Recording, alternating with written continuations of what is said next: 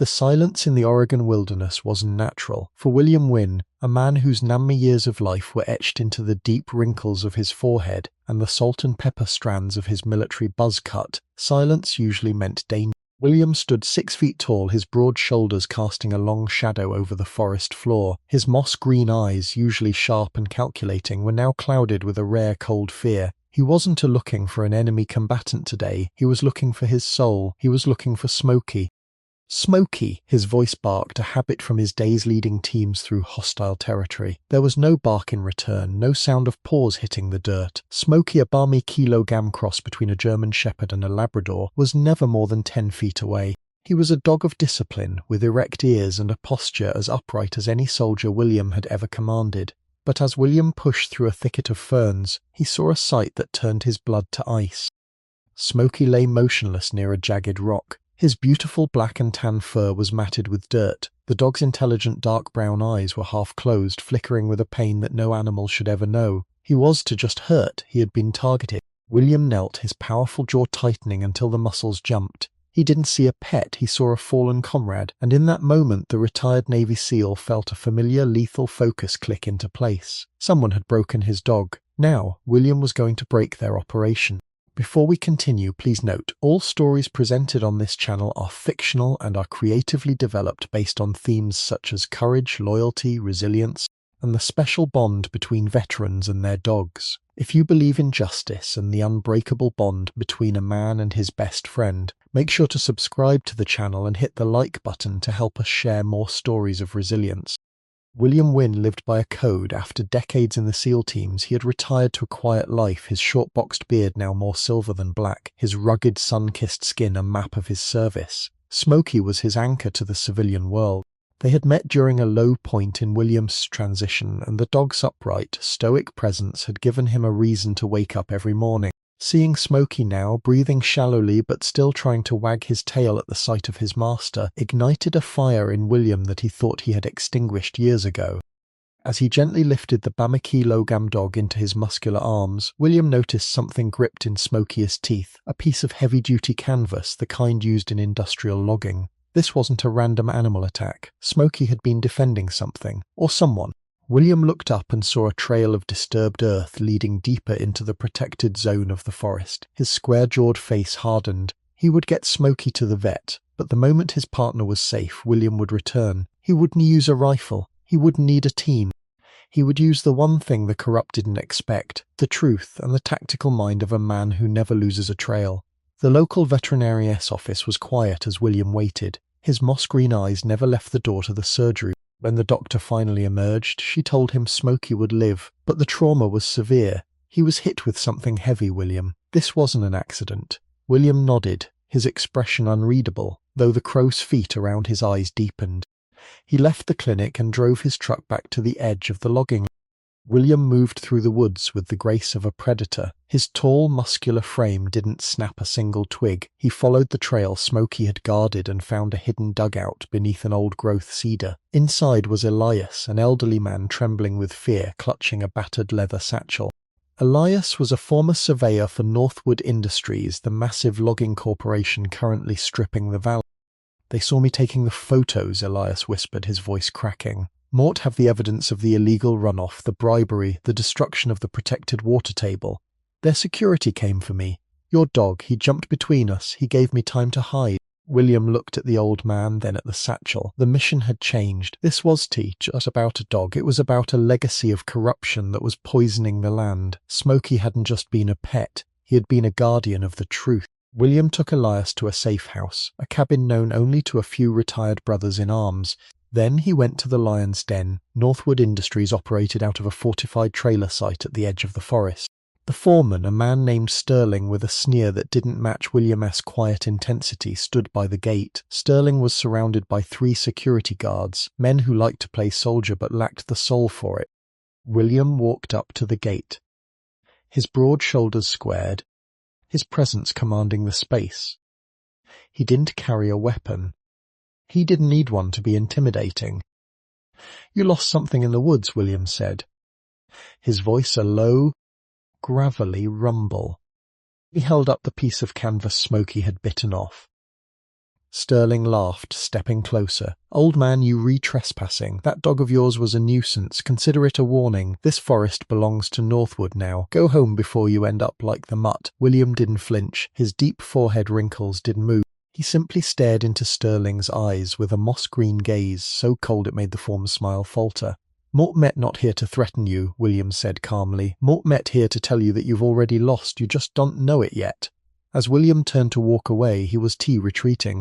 He was beginning the overt reconnaissance phase. He wanted them to feel watched. Back at his workshop, William Wynne began to work. The Salmi Funcham original content of his life, the SEAL training, came to the forefront. He didn't reach for a pistol, he reached for a drone, a high-frequency thermal camera, and a series of encrypted drives. He spent the night analyzing the data Elias had provided. The logging company was just cutting trees. They were burying toxic waste under the cover of night to save on disposal fees. That waste was leaking into the town's primary well. William's powerful jaw set as he mapped out the Northwood perimeter. He knew their patrol patterns now. He knew where their servers were kept. He began to deploy ghost cams, tiny, invisible lenses around the site. He was going to record every illegal move they made in 4K resolution. He would dismantle their reputation, their stock price, and their freedom without firing a single shot. As the sun began to rise, painting his salt and pepper hair in hues of orange, William checked his phone. A message from the vet. "Smokey is awake. He's asking for you." William smiled for the first time in 48 hours. The war had begun, but it was a war of intelligence. He was going to make them pay not with blood, but with the one thing they feared more, the light of justice. Here are the next part Saudin Mui of the script, continuing the story of William Wynne and his mission for justice. William stepped into the veterinary clinic, the sterile smell of antiseptic a sharp contrast to the damp pine of the Oregon woods. His heavy boots thudded softly on the linoleum. When he reached the recovery ward, he saw Smoke. The Bamie kilogram German Shepherd-Labrador mix was lying on a padded mat, his head resting on his paws. The moment William's moss-green eyes met Smokey's dark brown ones, the dog's tail gave a weak but determined thump against the floor. Despite the bandages and the trauma, Smokey's posture remained as upright as possible, his erect ears twitching toward his master's voice.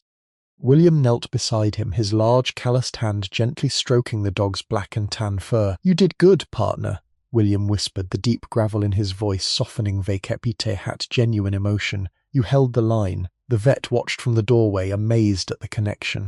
Most dogs would be skittish after such an ordeal, but Smokey looked like a soldier ready to report back for duty. William felt the weight of the moment. This dog had nearly died protecting a stranger and a secret. As he looked at the deep crow's feet at the corners of his own eyes in the reflection of the glass, William knew he couldn't just let the law handle it. In this town, the law was often on the company's payroll. He needed to be the one to ensure that the evidence Smokey guarded actually reached the light of day. Returning to his home, a modest but impeccably maintained house that reflected his military discipline, William transformed his living room into a tactical operations center. He pulled out a ruggedized laptop and began syncing the feed from the ghost cams he had planted around the Northwood Industries. His square-jawed face was illuminated by the blue light of the monitors, highlighting the deep forehead wrinkles that came from a lifetime of high-stakes decision-making. William wasn't just looking for logging trucks, he was looking for the midnight shift, the window of time when the company performed its dirtiest work. Using a high-end drone with thermal imaging, William hovered over the restricted sector bay. On the screen he saw heat signatures that didn't belong in a logging operation, chemical containers and heavy machinery digging deep, unauthorized pits near the riverbank. His moss-green eyes narrowed. They were burying industrial waste, the kind that would poison the local ecosystem for decades. He recorded everything, his muscular fingers moving across the keyboard with a precision that belied his age. He was building a digital kill box for Northwood's legal team. He knew that in the modern world a well-placed video was more devastating than 1,000 bullets. He was no longer just a retired SEAL. He was a silent investigator with a vendetta rooted in justice. The following night, William decided it was time for a close target reconnaissance. He wore dark, non-reflective tactical gear that accentuated his broad shoulders and powerful build. He didn't carry a weapon, his hands and his mind were his primary. He moved through the Northwood perimeter like a ghost, bypassing the motion sensors he had mapped out earlier. The security guards were lazy, distracted by their phones and the false sense of security their corporate backing provided. They had no idea that a man who had survived the most hostile environments on Earth was now standing 10 feet away from them in the shadows. William reached the main server room located in a reinforced trailer. He didn't break the lock, he used a bypass tool to slip inside. Within minutes, he was downloading internal emails and financial records. He discovered the payback list, a ledger of local officials receiving consulting fees from Northwood Industries. This was the missing piece. It explained why the local sheriff had ignored the reports of illegal logging. As he finished the download, a Guard S flashlight swept across the window. William pressed himself against the wall, his breathing shallow and controlled, his salt and pepper beard blending into the darkness. He waited for the light to pass, then vanished back into the woods, leaving no trace but a digital footprint that would soon lead to a corporate earthquake. William spent the next day visiting the local townspeople. He didn't go as an aggressor, but as a concerned neighbor. With his military buzz cut and honest, rugged face, he commanded respect. He spoke to the families whose children had been getting sick, showing them, without revealing his full hand, that the water they were drinking might be the cause. He was building a coalition of voices. He knew that Northwood could bribe a few officials, but they couldn't silence an entire community once the truth was out. The foreman, Sterling, noticed William's presence in town. He tried to intimidate him again, pulling his black SUV alongside William as he walked toward the Vet S office. "You replaying a dangerous game, Win?" Sterling sneered, his eyes hidden behind dark sunglasses. William stopped and turned, his moss-green eyes locking onto Sterling S with an intensity that made the Foreman S grip tighten on the steering wheel. "Don't play games, Sterling," William said, his voice calm and terrifyingly steady. "Mot complete missions, and right now, my mission is making sure everyone knows exactly what you've been burying in those woods." William didn't wait for a response. He walked away, his posture perfectly upright, mirroring the dog he was going to visit. The pressure was mounting, and William knew that a desperate enemy was a predictable one. We are reaching the climax of William S.'s journey for justice. If you re-inspired by his courage and his loyalty to Smokey, don't forget to like this video and subscribe to the channel. Your support helps us tell more stories of heroes who stand up for what's right. Hit that notification bell so you don't miss the final showdown. William sat in his truck outside the regional courthouse. He had sent a teaser of the evidence to the State Environmental Agency and a prominent investigative journalist. He wasn't just dumping the information, he was orchestrating a synchronized release to ensure Northwood couldn't use their connections to bury the story. His cell phone buzzed. It was a message from an unknown number. "We know what you have. Let's talk before things get ugly." William's powerful jaw tightened into a grim smile. They were scared. They were trying to negotiate. He didn't reply. Instead, he drove back to the vet's office to pick up Smokey. The dog was finally cleared to go home. As Smokey hopped into the passenger seat, a bit slower than usual but with his ears forward and his eyes bright, William felt a sense of grim satisfaction. The physical wounds were healing, and the legal ones were about to be inflicted on those who deserved them. "Ready to go home, Smokey?" William asked. The dog let out a sharp, confident bark. The evidence was safe, the community was waking up, and the Navy SEAL was just getting started. The company thought they were fighting a man. They didn't realize they were fighting a man who had nothing to lose, and a dog who had everything to prove. The first retaliatory strike from Northwood Industries didn't come in the form of a legal brief. It came in the middle of the night. William Wynn was awake before the black SUV even turned off its headlights a quarter-mile down the road. His years as a SEAL had tuned his ears to the specific frequency of gravel under tires. Beside his bed, Smokey's erect ears swiveled toward the window. The dog didn't growl. He had been trained by William to be a silent sentry. He simply stood, his Bamaki Logam frame tense and ready, his dark brown eyes watching the door. William did to reach for a weapon. Instead, he reached for a remote control on his nightstand. As three men in tactical jackets stepped onto his porch, William activated a series of high-intensity industrial strobes he had rigged to the eaves of the house. The blinding, disorienting light flooded the yard, turning night into a chaotic white void. Simultaneously, a pre-recorded amplified voice boomed from hidden speakers. "You are trespassing on private property recorded by live-streamed thermal imaging. Your facial profiles have already been uploaded to a secure cloud server." The men froze, shielding their eyes. William stood behind the reinforced glass of his door, his tall, muscular frame silhouetted by the light, his moss-green eyes cold and unwavering. Without a single physical blow, the heavies realized they were outmatched by a man who knew the terrain better than they knew their own names. They retreated into the darkness, leaving William and Smokey in the sudden heavy silence of the forest.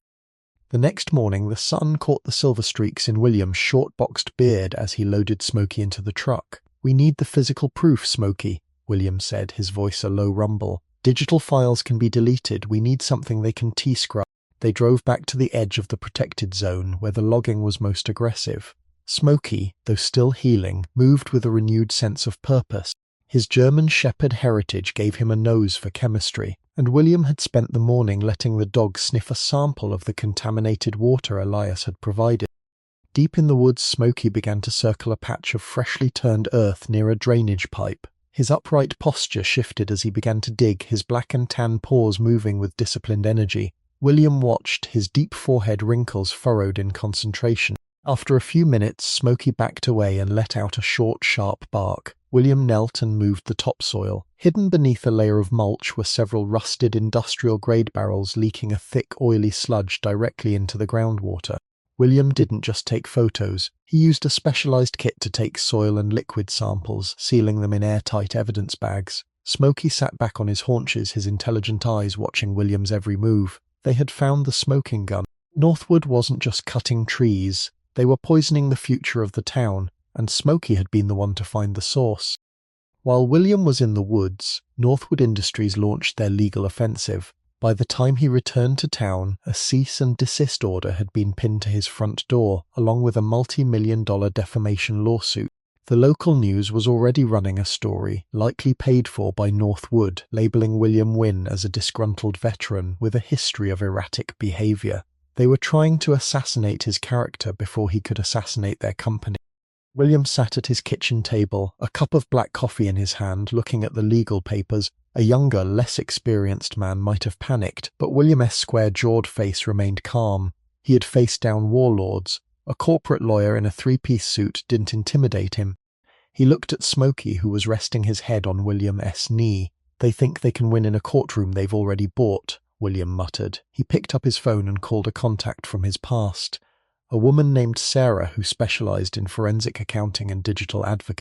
"Sarah," William said, his moss-green eyes narrowing. "It's Wynne. Mott have a data dump for you. Mott need you to follow the money from Northwood to the judge who signed this order. If they want to play in the dirt, let's show them how deep it goes." William knew that Elias, the elderly surveyor, was no longer safe at the original safe house. If Northwood was desperate enough to harass a retired SEAL at his home, they would be hunting for the man who had the original evidence. Under the cover of a thick Oregon mist, William prepared a tactical relocation. He didn't use his own truck this time. Instead, he used an old nondescript farm vehicle he had kept in his barn for years. He moved Elias in the dead of night, using a route that avoided all main roads and security cameras. Smokey sat in the back, his ears twitching at every rustle in the brush. At one point, a Northwood patrol car, a private security vehicle with flashing yellow lights, passed them on a bridge. William kept his hand steady on the wheel, his rugged, sun-kissed skin blending into the shadows of the cab. He didn't speed up. He didn't slow down. He drove with the calculated indifference of a man who was invisible. He successfully moved Elias to a high-security veterans retreat 3 hours away, guarded by men who, like William, had retired but never truly stopped being soldiers. With the witness safe, the final piece of William's plan was ready to be set in motion. The Northwood Industries CEO, a man named Julian Vane, had called a community outreach meeting at the local town hall. It was a calculated PR move designed to soothe the angry residents and announce a new environmental initiative, a smokescreen for their crime. The hall was packed with worried families and rows of Northwood private security. Vane stood at the podium, projecting a false sense of empathy, his voice smooth and rehearsed. Just as Vane began to show a slideshow of reforestation efforts, the screen flickered and went black. The room fell silent. Then a new image appeared, not a forest, but the high-resolution thermal footage William had captured of the nighttime waste dumping. The audio of the forensic accounting report began to play over the speakers, listing the exact bribe amounts paid to the local officials sitting in the front row. The doors at the back of the hall swung open. William Wynne walked in, his tall, muscular frame commanding the room's attention.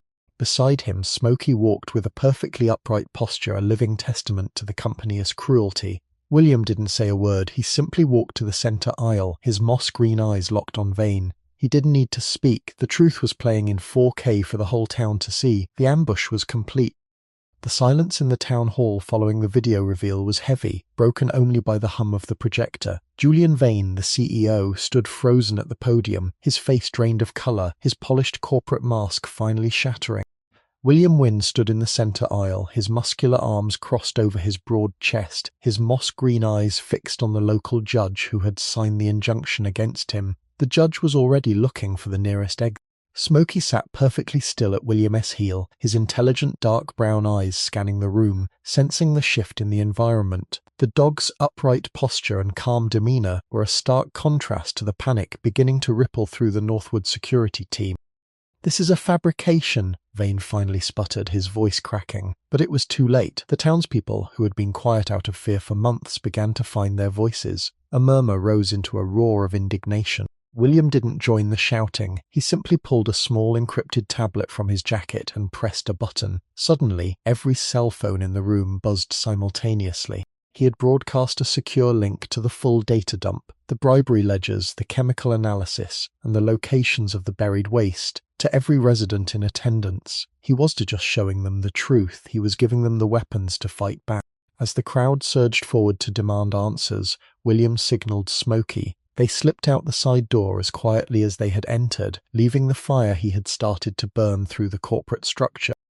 William knew that a cornered animal is the most dangerous. As he drove back to his workshop, his salt and pepper hair catching the moonlight, he predicted Northwood's next move, the scorched earth protocol. They wouldn't just give up, they would try to destroy the physical evidence before the State Environmental Protection Agency could arrive. He checked his ghost cam feeds on his dashboard. Sure enough, heavy excavators were being cranked to life at the sector base. They were planning to dig up the leaking barrels and dump them into the river, letting the current wash away the proof of their crime.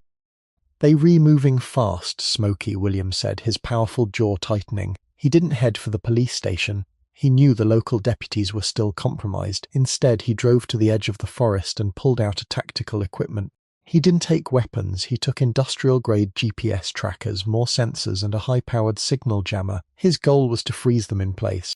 He navigated the rugged terrain with the ease of a man who had spent his life in the shadows, his deep forehead wrinkles etched with a grim determination. He wasn't going to let them poison the river just to save their stock price. This was about more than a dog or an old man now. It was about protecting the very ground they stood. By the time William reached the sector bay perimeter, the excavators were already clawing at the earth. The smell of industrial chemicals was thick in the air. William deployed his signal jammer, effectively cutting off the communication between the site foreman and the corporate office. The security guards' radios hissed into static. Confusion spread among the workers. From his position in the tree line, William watched through his thermal optics. He saw the foreman, Sterling, pacing nervously, trying to get a signal on his satellite phone. William began a psychological operation. He used a series of small remote-controlled speakers he had hidden weeks ago to play a looped recording of police sirens and helicopter rotors coming from the north. In the dense forest, the sound echoed and bounced, making it impossible to tell how far away the authorities were. The workers, already nervous about the legality of their task, began to hesitate. "The feds are coming," someone shouted. The panic was infectious. William watched as several operators jumped down from their machines, unwilling to face a felony charge for a company that would surely abandon them. He hadn't fired a single shot, but he had effectively neutralized the cleanup crew using nothing but their own guilt and the fear of the law. As the sun began to peek over the horizon, illuminating the mossy Oregon landscape, the real sirens began to wail in the distance. This time it was to recording. Sarah, William's contact in forensic accounting, had successfully bypassed the local corruption and delivered the evidence directly to the Federal Bureau of Investigation and the EPA's Criminal Division. A convoy of black SUVs and state laboratory trucks crested the hill, their sirens echoing through the valley. William stood on a ridge overlooking the site, Smokey sitting tall beside him, his black and tan fur glowing in the morning light.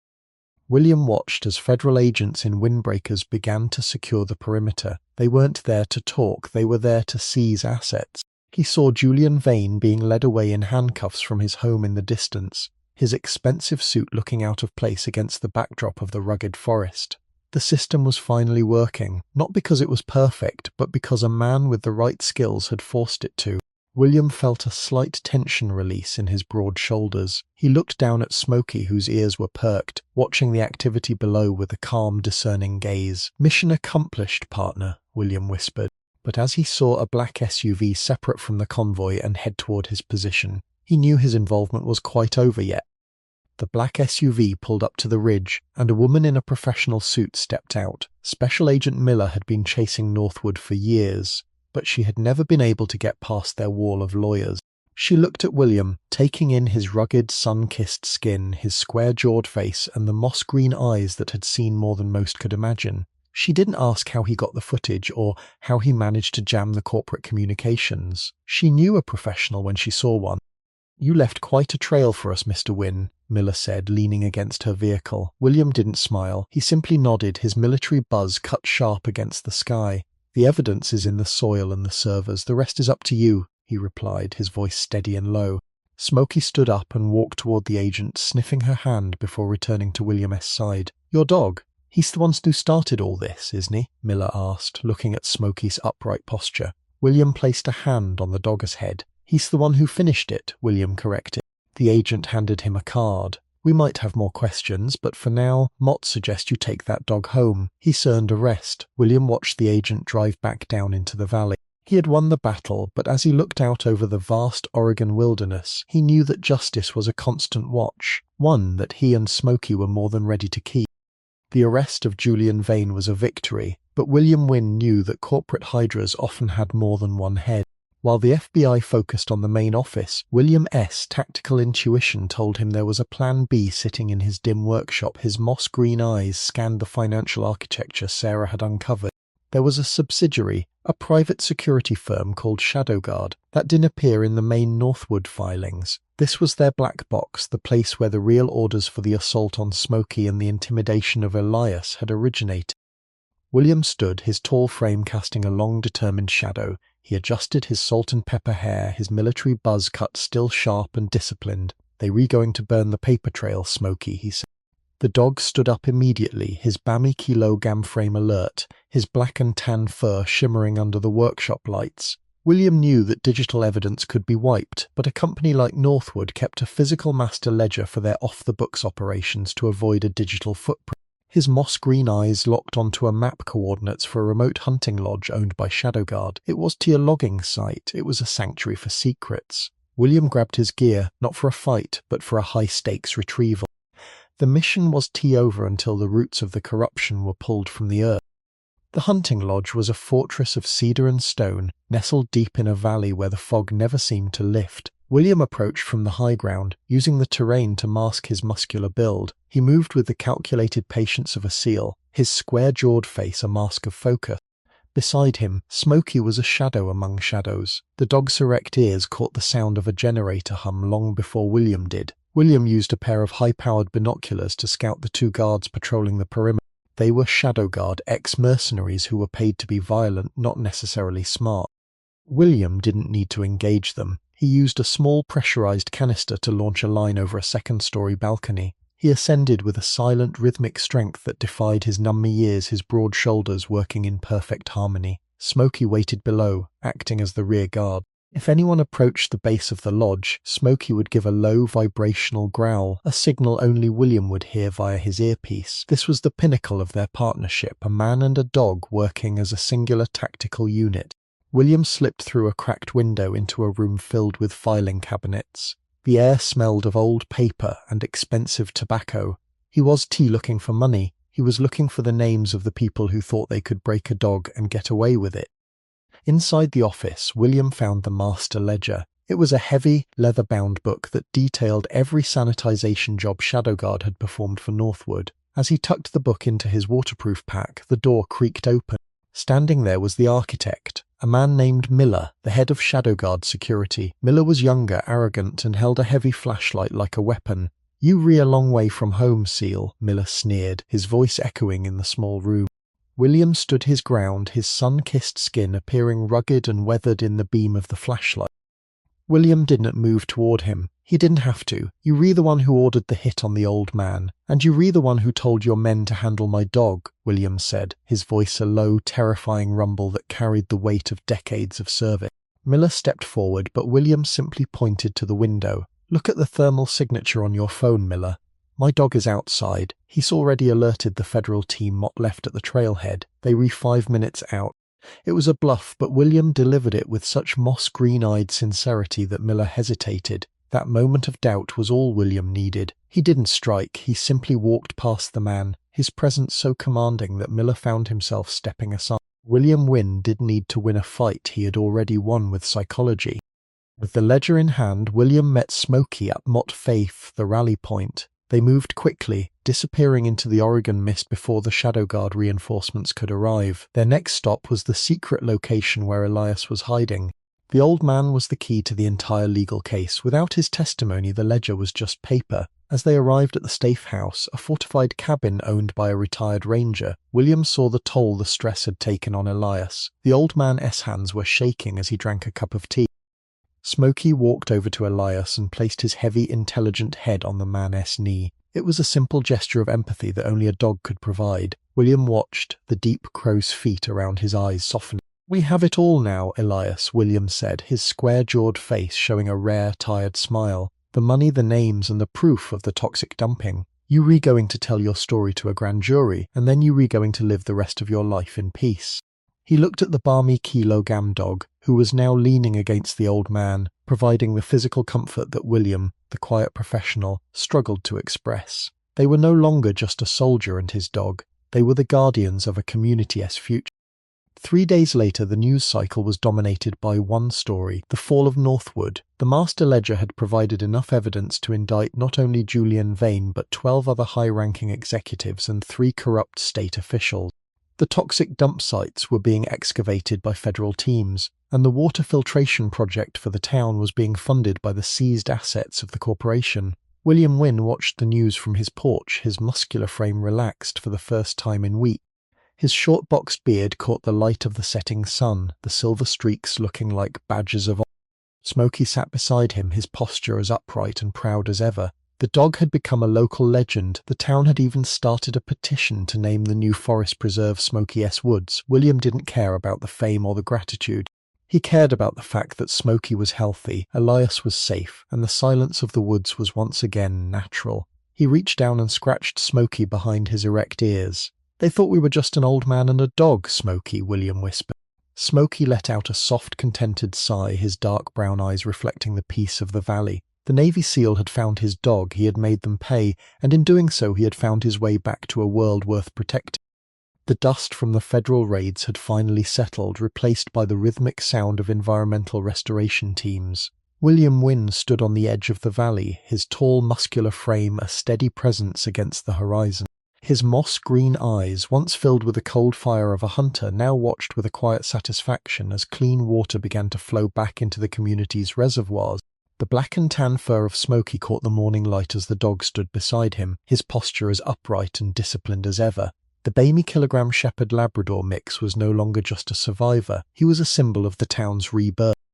William had spent the morning working with the EPA scientists, using his knowledge of the terrain to help them locate the last of the hidden drainage pipes. His rugged, sun-kissed skin was covered in a light layer of dust, but the deep forehead wrinkles that usually spoke of stress were now softened. He was not just a warrior anymore, he was a restorer. He watched as families who had been afraid to let their children play in the creek finally returned to the water's edge. He knew that the legal battle would continue for years in the halls of justice, but the real victory was here, in the soil, the water, and the breath of the living forest. Smokey let out a sharp, joyful bark, chasing a butterfly through the tall grass, a reminder that even after the darkest battles, life finds a way to thrive. Despite the public victory, William knew that trauma doesn't disappear overnight. He spent many evenings in his workshop, the scent of cedar and oil providing a familiar comfort. He found himself reflecting on his transition from the SEAL teams to this quiet life. His square-jawed face, etched with the maps of a dozen deployments, looked different in the mirror. The silver streaks in his boxed beard seemed more prominent, a testament to the wisdom gained from this latest mission. He realized that protecting Smokey and Elias had healed something inside himself that he hadn't even known was broken. Smokey was always there, resting his intelligent head on William S. Boot. The dog still had moments of hesitation when he heard a car door slam too loudly, his erect ears twitching in alertness. William would simply reach down, his powerful hand steadying the dog. "We re-home, Smokey. We re-safe," he would murmur. This bond, built on shared trauma and mutual protection, was the strongest armor William had ever worn. He began to realize that his true retirement wasn't about stopping the fight. It was about choosing what was worth fighting for. He was to just a man with a dog. He was a man who had rediscovered his soul through the loyalty of a Bamikilogam partner who never asked for anything but a place by his side. Justice is rarely a clean break. A few weeks after the arrests, William received a visit from a former Northwood associate, a man who had managed to avoid the initial sweep. He didn't come with a weapon, but with a suitcase full of hush money, hoping to buy William's silence regarding certain offshore accounts. William met the man on his porch, his broad shoulders blocking the doorway. The man started his pitch, his voice slick with the same corporate grease that Julian Vane had used. William did interrupt. He simply stood there, his moss-green eyes boring into the man's soul with an intensity that made the visitor's words trail off into a stutter.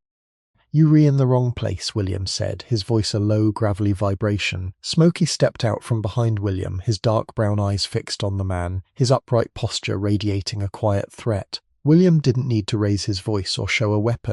His presence, combined with the dog's unwavering gaze, was enough to make the man realize that some people cannot be bought. "Take your money and turn yourself in," William added, "because if Mott have to come looking for you, I won't be bringing a suitcase."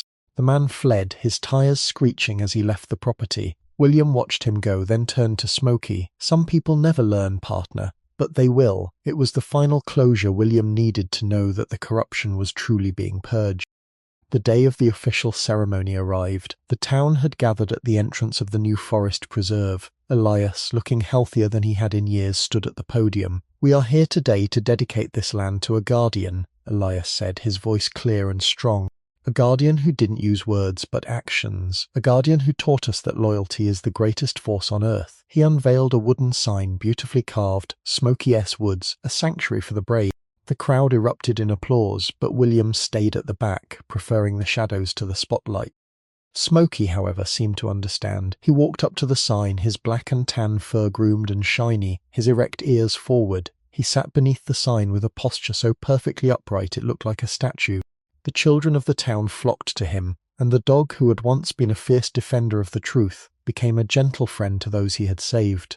William watched from a distance, a small, proud smile touching his lips. He didn't need his name on a sign. He had the respect of his peers, the safety of his community, and the love of a dog who had changed everything. The 9-year-old SEAL felt a sense of peace he hadn't known since his first day in uniform. The mission was finally truly complete. As the sun began to set on the first day of the new preserve, William and Smokey took a final walk through the woods. The air was cool, smelling of damp earth and pine. William moved with a light step, his muscular build no longer weighed down by the burden of the investigation. He looked at the deep crow's feet around his eyes and realized they weren't just from age, they were from the life he had chosen to lead. He was a man of the woods, a man of justice, and a man of his word. They reached the spot where William had first found Smokey on that terrible day, but the memory was no longer painful. It was a milestone. William knelt down, his powerful jaw relaxed, his moss-green eyes reflecting the golden hour light. He hugged Smokey, feeling the dog's steady heartbeat against his chest. "You did it, Smokey. You saved us all," he whispered. The dog licked William's face, a rare display of affection that made the retired SEAL. As they walked back toward their home, two silhouettes against the fading light, one tall and broad-shouldered, the other four-legged and proud, it was clear that their story was more than just a tale of revenge. It was a story of a Navy SEAL who found his dog, and in doing so found the hero he was always meant to be.